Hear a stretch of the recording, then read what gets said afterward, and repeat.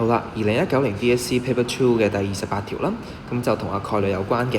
咁呢度就話我哋有9個波入邊，就想抽2個波出嚟。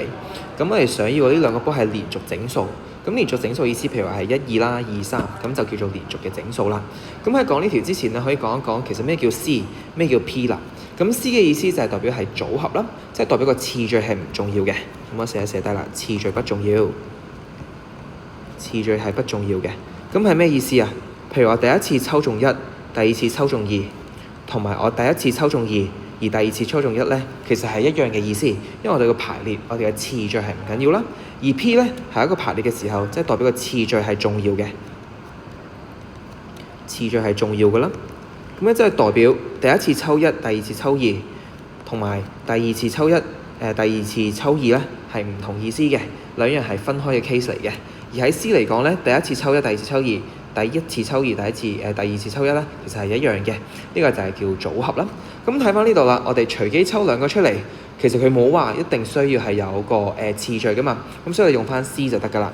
咁啊總共可能抽出幾多個啊？我哋喺9個波入邊抽2個出嚟啊嘛，咁就叫做9C2啦，9C2嘅。咁抽出之後連續整數嘅組合又係幾多咧？咁其實要諗一諗，連續整數即係代表我哋係1、2、2、3、3、4、4、5、5、6、6、7、7、8、8、9都叫做連續嘅整數啊嘛。咁9、1咧其實就唔計啦。